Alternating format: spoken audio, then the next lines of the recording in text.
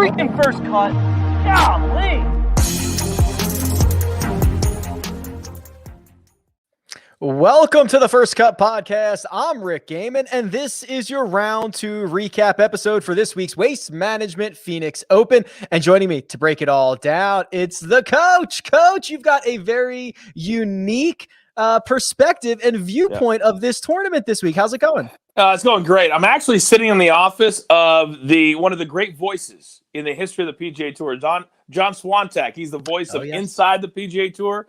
I wish I had his voice, but today was great. I'm calling PGA Tour live this week. It's one of my favorite things that I get to do. I love working for the PGA Tour, and I really think that we're setting up, and I can't wait to talk to you about it, for one of the great weekends, minus the fans, that we've had in Phoenix in a really long time. It's really cool to see the names that are up there, the names that are chasing, and everything that happened today. So let's get into it. Yeah, very interesting leaderboard, but it's the X-Man. It's Xander Schauffele atop at 12 under par, thanks to a Friday 64 coach that was highlighted by an absolutely scorching 30 on his second nine. So he goes birdie, birdie, birdie, eagle from 12 to 15. And if that wasn't good enough, coach, he puts an exclamation point on this round by making birdie on 18 and taking the solo lead into the weekend. It's amazing. One of the things I love about doing PGA Tour Live and why so many people watch it is you get to see every single shot and either how good somebody is playing or how bad somebody is playing.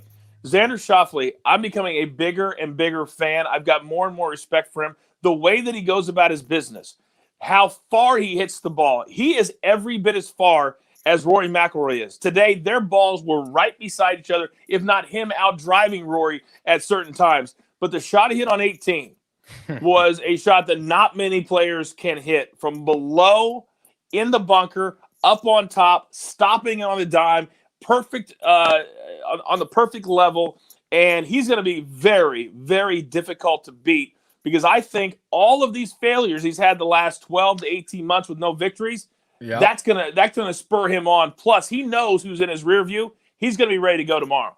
All right, so let's talk about that. This is going to be his fourth 36-hole lead or co-lead. The most recent was the CJ Cup last year after the restart. He was your 36-hole leader. He has failed to convert, coach, on any of the previous three. Now, I think we're starting to get into the point with Xander Schauffele where he's a top 5 player in the world. I think he's going to start to get graded on victories. That last victory was the 2019 Century Tournament of Champions. So I think a win this weekend would certainly go a long way into injecting Xander Schauffele into this larger conversation about the best players in the world. As Ricky, and I know we're going to talk about Jordan, but some of these big names have fallen off and fallen out of the top 30 and the top 50. You're starting to see new big-time names at the top, and very low-key. When you're hanging around the tour offices, when you talk to some of the people that are on site, they will tell you that to a man, the players believe that Xander Schauffele is the best player on the PGA Tour, better than DJ, better than Rory, but he just hasn't had whatever it is, that killer instinct to finish the job and do it enough. I think he's sick and tired of people discounting him and not putting him at the top of their best players on the PGA Tour. So now, when you play on this course, and I've also found a newfound respect for TPC Scottsdale, without the fans out there, this is a sneaky, hard course. If you're not hitting it in the fairway, it really is. I think Xander now, and it happens this week because it's a new year. I think he wants to be. He didn't win it all last year. That bothers him. And I think this year we could see him win 2, 3, maybe even 4 times, maybe even that major that's been eluding him. I think TPC Scottsdale, I agree with you, coach. I think a lot of times on the PGA Tour, we say, oh, this is a risk reward hole. And it's not really. Like, you can just kind of bomb it down there, see what happens. But there are a couple of holes out here. I'm thinking of 17, even 15 has jumped up and bitten a couple of guys. That's one of the easier holes. You make par there, you're losing strokes to the field. There are risk reward aspects to this course that I really am enjoying this week. The thing about TPC Scottsdale that most people don't realize is that the water strategically placed. So on 11, you have to hit it left to right. Early this morning, John Rahm hit a great drive. The only problem was it went straight, and it has to fade into the fairway. So the water is so in the right spots that if you don't curve your ball, and you have to be able to hit it both ways too. You got to be able to hit it left to right, right to left, that you're going to be wet and you're going to be dropping and you have nothing to say about it. And then you talk about strategically placed, whatever they call those little cactuses. Today, when Rory hit one over there on 11, because everybody's hitting it away from the water, he's smack dab in the middle of one of those things. Of course they're going to put it there. That's how the course is built. So today, I thought he was going to hurt himself getting in there to try to get his ball out to take the drop, and then had one of the great pars you will ever see on the PGA Tour from that location. But there are a lot of sneakies. The jumping choyas or whatever they're called. Yeah, something like that. Yeah, exactly. Like exactly. Those are great. The Chase Pack, highlighted by Steve Stricker. You heard me right. Steve Stricker, one shot off the lead. Keegan Bradley at 11 under as well. And then you get into Scotty Scheffler at 10 under, KH Lee at 10 under, and Nate Lashley also at 10 under, Coach. So I see guys where there's a lot of questions about staying power with maybe a Steve Stricker at the age that he's at, still one of the best wedge players and short game players in the world. A Nate Lashley, a KH Lee, you have questions about kind of their staying power. But then here's Scotty Scheffler, another one of these young studs trying to make a name for himself. So last night, Nate Lashley was plus 4,000, and he was only one shot back. And I thought that the books had it wrong, but he had missed 2 straight cuts. He hasn't done anything. But when he comes to this course today, and he's just finishing up 300, so as long as he pars out, this will be his 6th straight round in the 60s in Phoenix. And he's going to end up being 2 shots back. But Stricker hit it so well, and he was one of the first groups out this morning. But you're the smartest analytical numbers guy that I know in golf. And rarely do you see, almost to a man, that the numbers that were good on Thursday carry over to Friday's performance, right? So a guy like KH Lee, who in fantasy was like $6,100.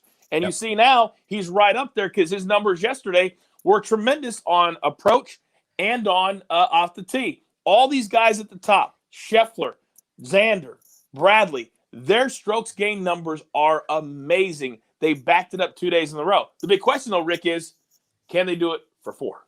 Well, if I knew the answer to that question, I'd be on an island somewhere, I think. All right, Coach. For the first time since I've been hosting this podcast, over a year now, we're going to talk about Jordan Spieth on the merits of his play in a golf tournament and not on failures or, oh, he's done it again. What's his world ranking falling to? Because golly. There you go. There's the drop. Because Jordan Spieth has fired back-to-back 67s. He's 8 under. He's 4 shots off the lead. He kind of did it a little Spiethian on Thursday, which was miss a lot of fairways and try to figure it all out. But here he is. This is a big opportunity for Mr. Spieth to break through.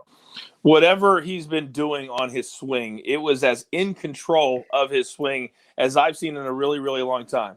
But today, for the first time in my career, working for the PGA Tour, doing PGA Tour Live, being at this level, I saw the world of sports betting cross with the world of golf in the most what's the word controversial way that I've ever seen. Yeah. So we had Webb, Hideki, and Gary Woodland. They were all in that 3 under 4, and they weren't doing very much, right? But Webb's the defending champion.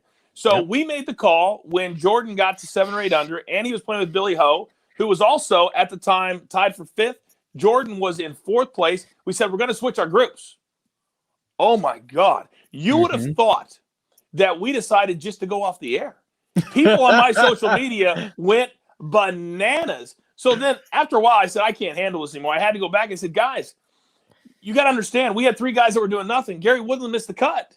And we had 2 guys that were in the top 5. Plus, people forget, because a lot of these people that are watching now, because they're gambling on it, they don't remember Jordan Spieth from 4 years ago. They don't really realize how big of a star that he is. Then it started to cool down a little bit after an hour or 2, but I have never felt the venom. And this is what it was. People started tweeting me saying, Coach, I base my bets off of what you guys are going to show.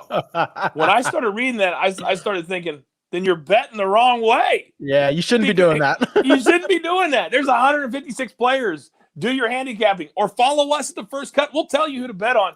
But that's how most people bet, though. They bet with what's on TV, whether it's basketball, football, or golf. And it was eye-opening to me today Now, the tour didn't care. And one guy said, you know what? I'm going to remember that when my subscription runs out at the end of the year. Hashtag, I love watching golf. And I thought to myself, bro, you ain't going nowhere.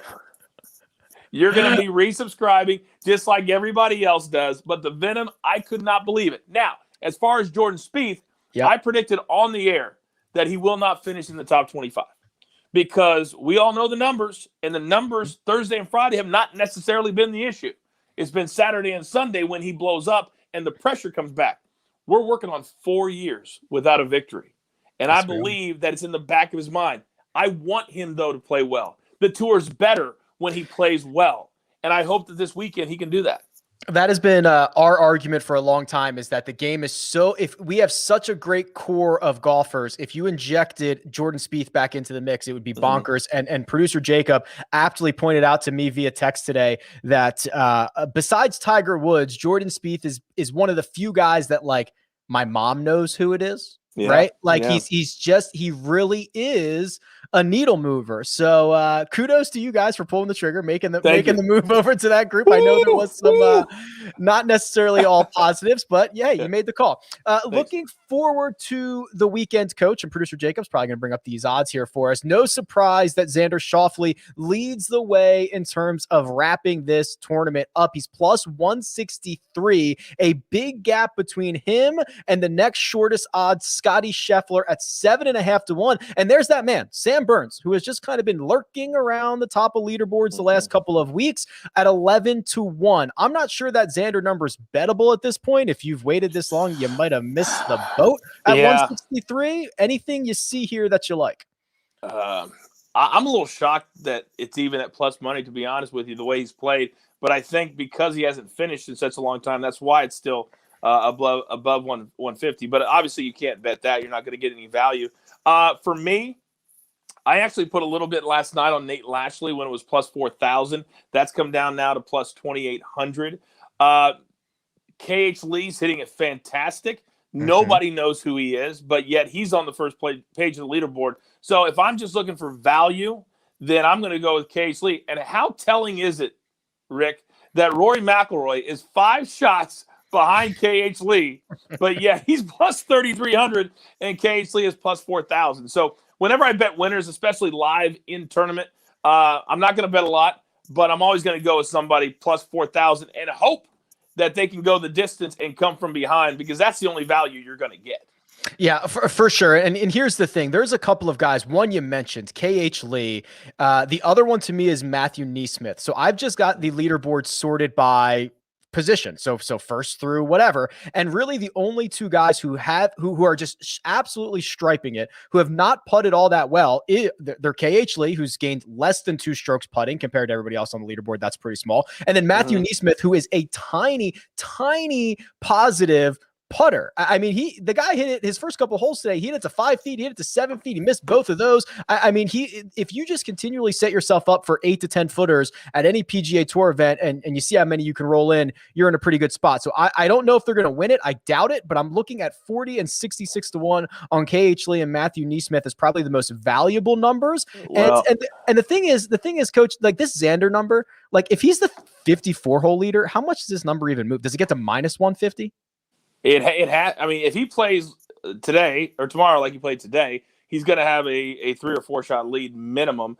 And the person that's probably going to be chasing him is going to be somebody like a Bradley, or Koepka could be within 3 or 4. But you spot me 3 or 4 when Xander is gutting every single fairway. And by the way, Neesmith triple bogeyed 18 to fall from 11 under back to 8. That's why his number's so big. Oh my God! I got to click refresh. You got to hit refresh. Yeah. So hey, it pays to have somebody who called the event on your show there you go. To me, if he goes out and shoots another 66 or 67, and the way the course is playing, it's a par for him. For Xander right now, it's a par 68, par 67. So to me, it's obviously his to lose. I could see him being negative money after 54 holes. Yeah, I think if he enters the final round with any type of lead, even a 1-shot lead, or probably even tied at the top with whoever that might be, he's probably going to be at least minus 150, and then maybe even more depending on how many shots it is. Coach, you're back at it again tomorrow. PGA Tour Live, right? We're getting weekend coverage? Yeah, absolutely. We're doing featured groups in the morning, 11 a.m. Eastern time, and then at 3 p.m. we have featured holes, and we do the par threes on the back, so we get 16 and we get 12. Okay. 16 always plays a big role in the finish. I feel like whoever plays well from 13 to 17 is going to win the tournament, because 13 and 15 right now for guys like Rory and Xander, and I'm shocked how long Xander is. They're long par fours as long as you hit it in the fairway, and the way Xander is driving it, he's hitting every fairway. So we'll be there from 11 a.m. tomorrow till 6 p.m. both Saturday and Sunday. There you go. Looking forward to checking it out, Coach. I get to wake up early, turn it on, get to hear your voice. It's all good in the hood. But for this episode of The First Cut, let me thank producer Jacob, doing all the good, hard work behind the scenes. That's the Coach. You can follow him on Twitter at The Coach Rules. You can follow me at Rick Run Good. This has been The First Cut, and we'll catch you next time.